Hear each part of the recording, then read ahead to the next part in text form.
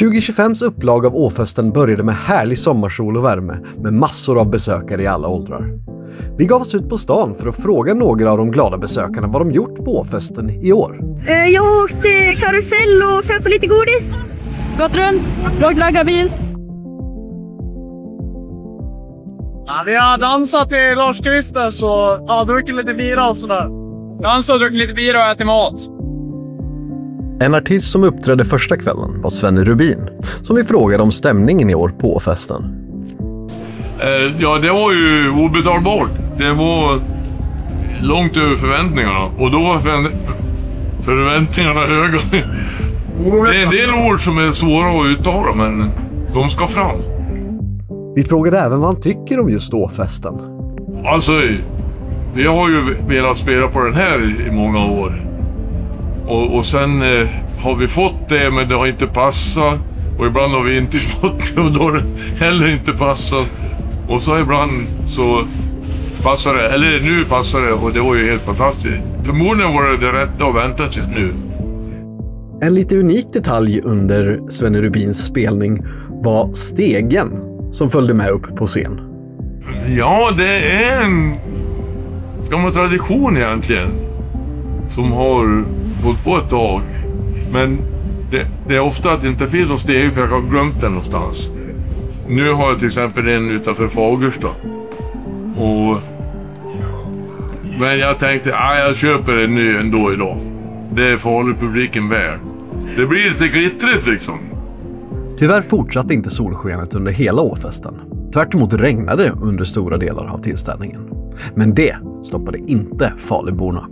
Vi passade på att fråga dem om varför de valde att trotsa regnet för att vara på Åfesten. Alltså, det regnar. Ja. Det var fortfarande kul. Man sätter på sin luva. Regnjacka. Lite regn bara liksom. De borde ha 2 Åfester. För att folk ska bli mer sociala. Exakt. Ett väldigt bra sätt att få folk att komma ut när på helgen. Det är inte så fint väder, men ofta brukar det vara fint väder. Det händer någonting i Falun. Exakt. Det händer inte så mycket här. Man får ju typ träffa sina idoler. Olika människor träffas och har kul tillsammans. Alla är typ här. Alla i hela Falun.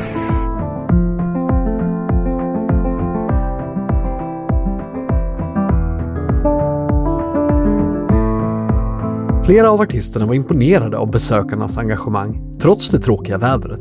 Bland annat Scarlett. Alltså, bäst. Helt otroligt. De har stått i det här skitvädret. Ja. Och stått där och såg hela sättet.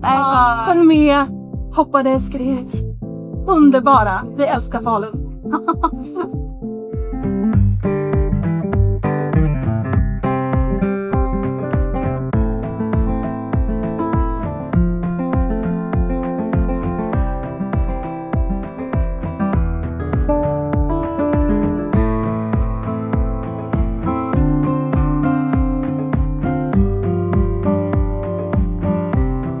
Även Maja Francis var imponerad av den entusiastiska publiken.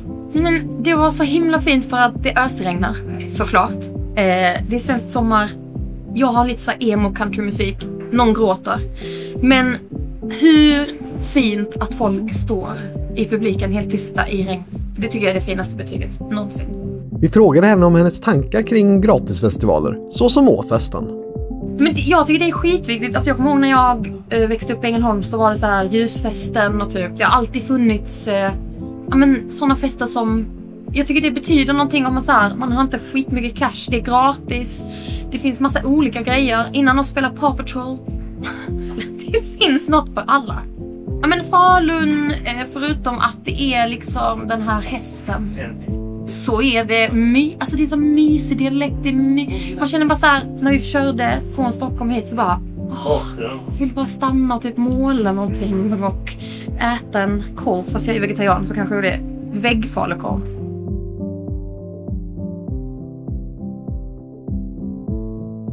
Ja, är det en sak som är säker så är det att det krävs mer än lite regn för att få folk att riskera att missa Åfesten, som fortsatte långt in på småtimmarna dessa 3 sommarkvällar i juni.